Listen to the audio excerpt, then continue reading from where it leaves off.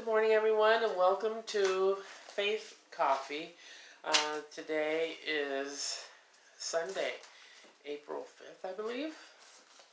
And I wanted to share a little cultural connection with you for a moment and just talk about some of the things that are going on around us in our community.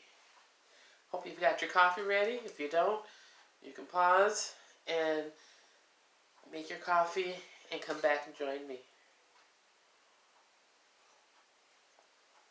Okay, today's cultural connection lesson out of my Living Word lesson, which it's a really awesome book to study from because it relates things to what's going on in the community right now.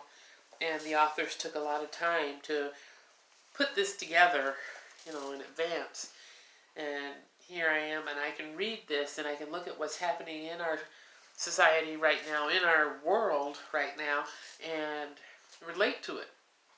So our lesson for today is echo.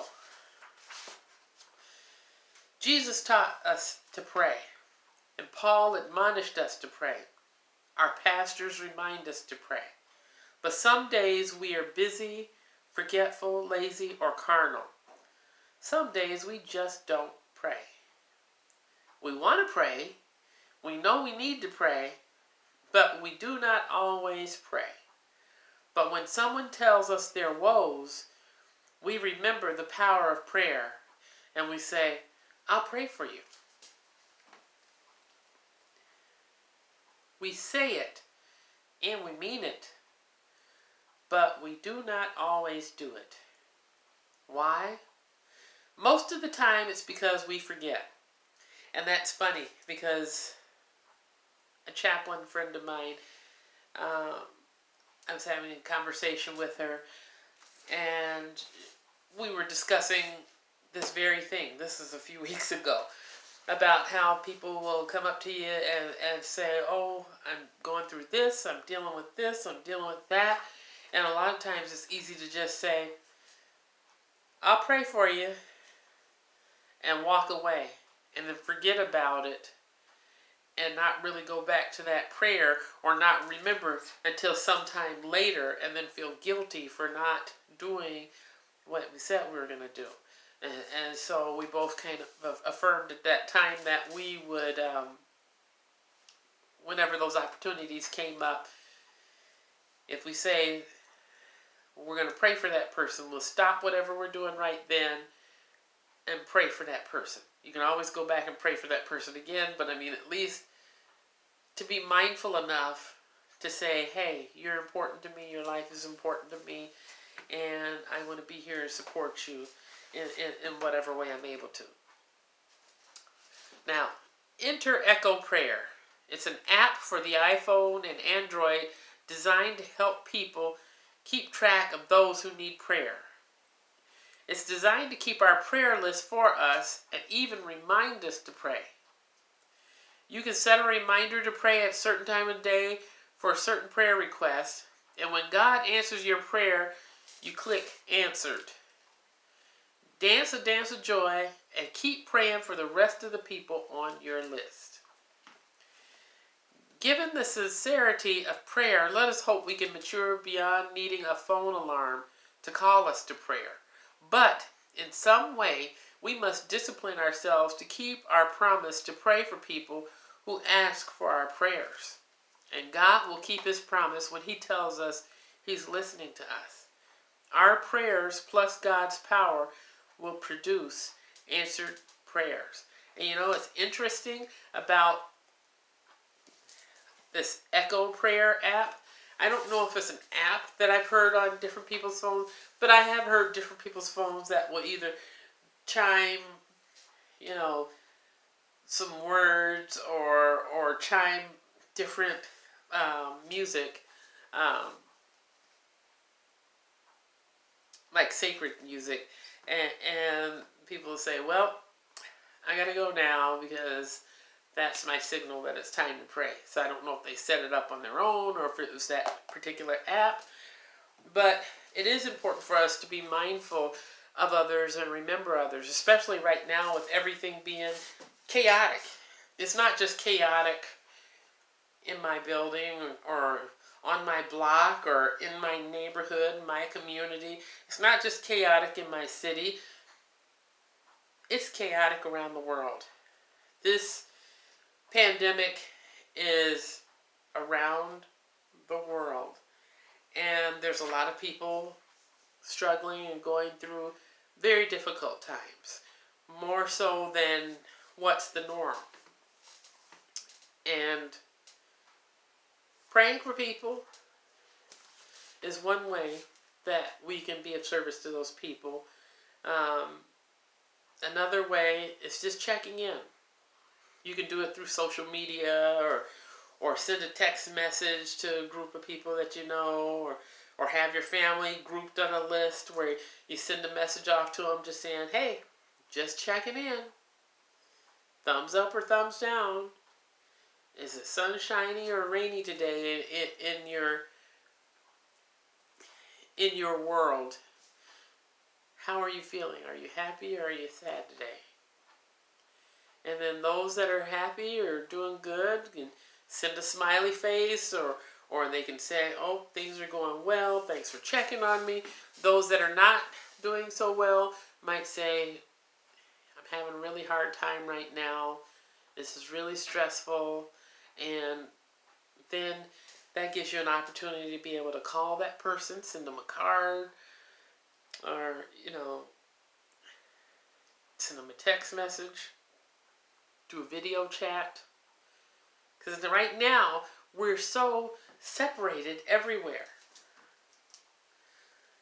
We have to have that social distancing, that's 6 feet or more separation from everyone.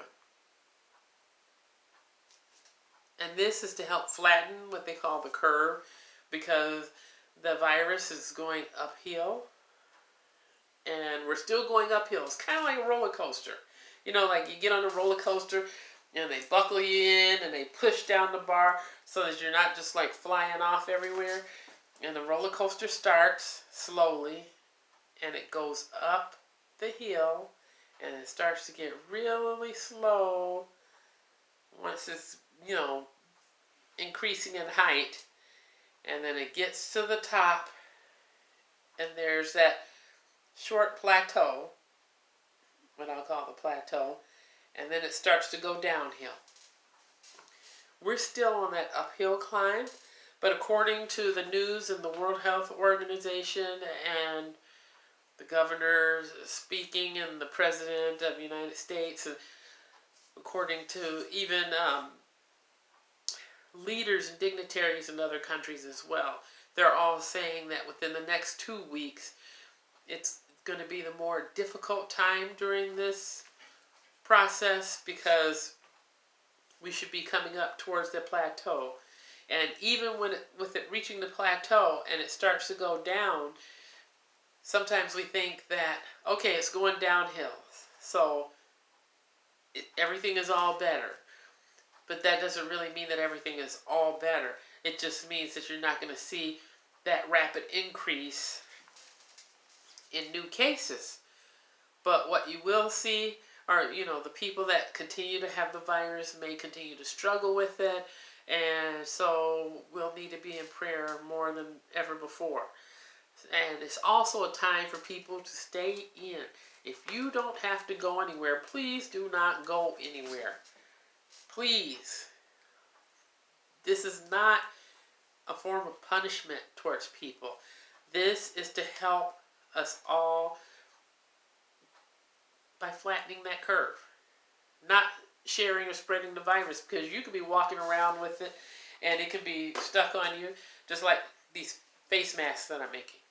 It could just be on your shoulder and you just don't even see it, and you're passing somebody else, bloop, a part goes over to that person, a part's still over here on you, and it keeps spreading.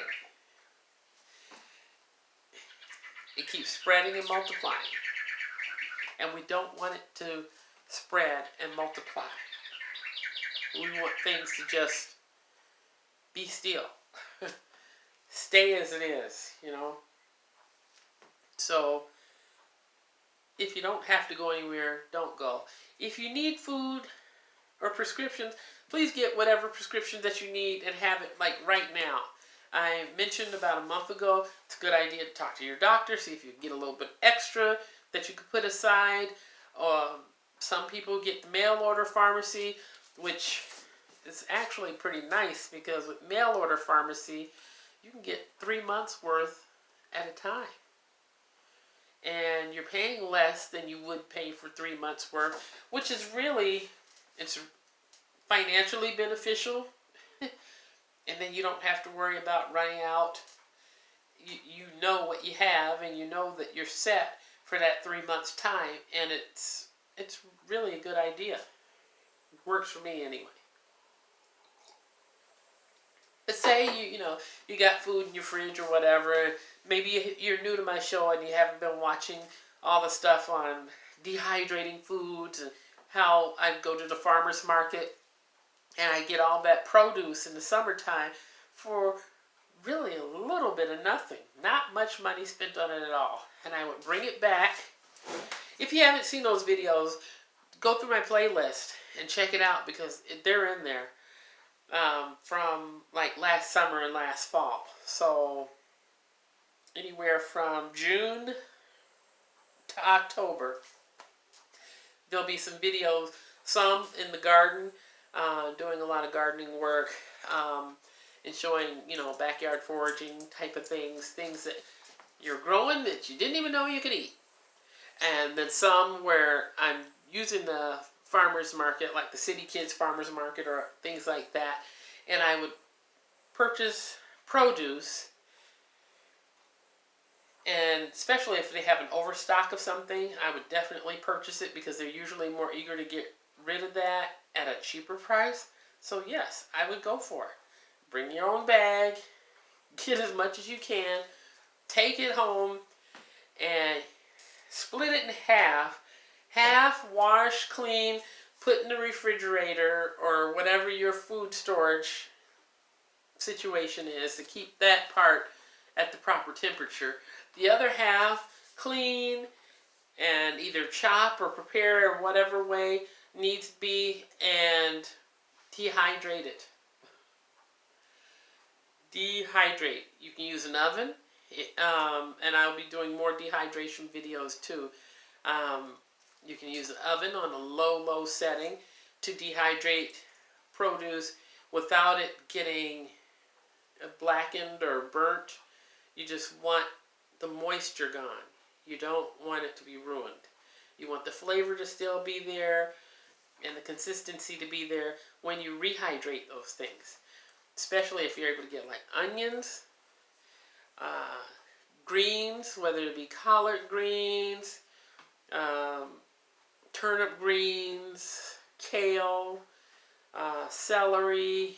There's a variety of things that you can take and dehydrate. You can even do tomatoes, which I did do the tomatoes. I did the tomatoes on my food dehydrator, and then I peeled them off and packaged them up.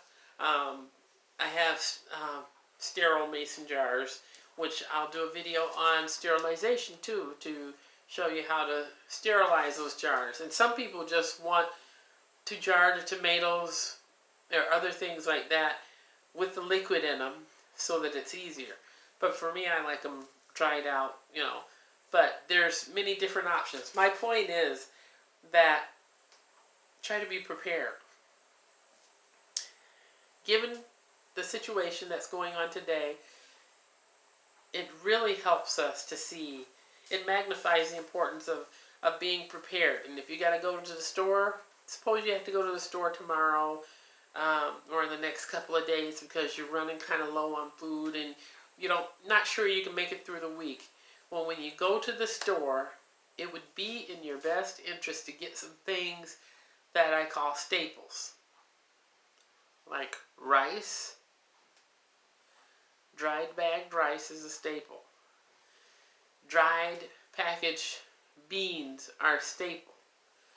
No, not everybody is comfortable with cooking that sort of thing. That's why I show how to prepare that on the program. Because If you have rice or dried beans, a bag of dried beans can make meals for a week very easily. You toss them in the crock pot, let it do its thing, nice and slow, and you're all set. You know, let it cook overnight. The next day is good. You have your dried bean. You can throw in a little bit of onions. You can throw in some spices or seasonings or some peppers, or you can throw those things in, and it's easy and it's delicious, and you don't have to worry for that week what else you're going to do. And a bag of dried beans and a bag of rice, it's really affordable compared to getting a pizza or ordering, from an Asian restaurant or wherever. Those foods are good. But if your funds are low, or if you're in a situation such as this where we are being heavily advised to not go out, look in your cupboards and see what you have that you can work with. And if there's something specific that you would like for me to show you how to prepare this week, put it in the comment section, please. Please. And in that way, we can work on that together. And I could probably even do it as a YouTube live streaming video. But please take care of yourself this week. If you have kids, hug your kids, tell them you love them, and keep them at home this week. I know they get antsy and they want to go out and run and play, but right now we're at a point where everybody just kind of needs to stay in so that things can kind of flatten out, so that we can return to life as normal, or as normal of a life as we can. But until next time, I hope you think about that echo and set aside some time to check on those that you care about and to pray for those that you care about. And I'll be praying for you, and I look forward to seeing you next time.